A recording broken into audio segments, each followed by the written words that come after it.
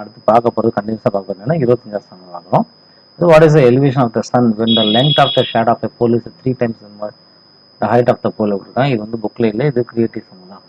இப்போ இதை நம்ம வந்து இங்கே ஒர்க் அவுட் பண்ணலாம். இப்போ எப்படி என்ன கண்டிஷன் இருக்காங்கன்னா, ஒரு போல் இருக்கு, ஆக்சுவலாக ஒரு கம்பம் இருக்குது, நட்டு வச்சுருக்காங்க. இதோட நிழல் வந்து இங்கே வரைக்கும் விழுகுது.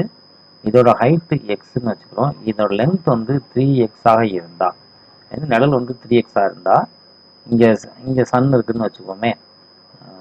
ஓகே, சன் மாதிரிலாம் சொல்லிடாதீங்க. ஓகே, இதுக்கு சன் இருக்குன்னா இப்போ இங்கே நின்று பார்த்தா இதுக்கான இந்த ஆங்கிள் ஆஃப் எலிவேஷன் என்னன்னு சொல்லி கேட்குறாங்க. இப்போ நமக்கு என்னவா இருக்குது கொஷனில், திரும்பவும் கொஷனில் பார்க்கலாம்.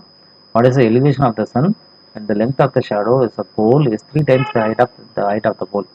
ஷேடோ வந்து 3 times அதிகமாக இருந்தால் போலோட லென்த்தை விட இது என்னவாக இருக்கும் சொல்லியிருக்காங்க. இது நம்ம வந்து இப்படி போடலாம்.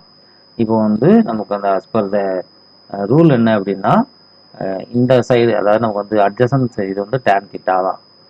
tan θ equal to opposite by adjacent இல்லையா? அப்போ இது வந்து என்னென்ன எழுதிக்கலாம்னா x/3x அப்படி எழுதிக்கலாம். ஓகே, இப்போ x/3xங்கிறது என்னவா இருக்குன்னா ஈக்குவல் டு சம் தீட்டாவாக இருக்குது. இப்போ இதை நம்ம என்ன பண்ணோம்னா இது ஈக்குவல் டு tan θ. இப்போ நம்ம இதையும் கட் பண்ணிடலாம். அப்போ 1/3 அப்படின்னு சொல்லி இருக்கு. 1/3 tan θ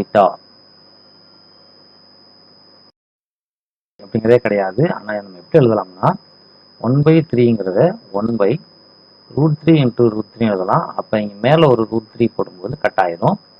அப்போ 1/√3 மட்டும் ரிமைனிங் நிற்கும். ஓகே, இந்த 1/√3 அப்படின்னா equal to tan θ அப்படின்னு. அப்போ 1/√3 tan θ எங்கன்னா வருதுன்னா tan 30 equal to 1/√3. therefore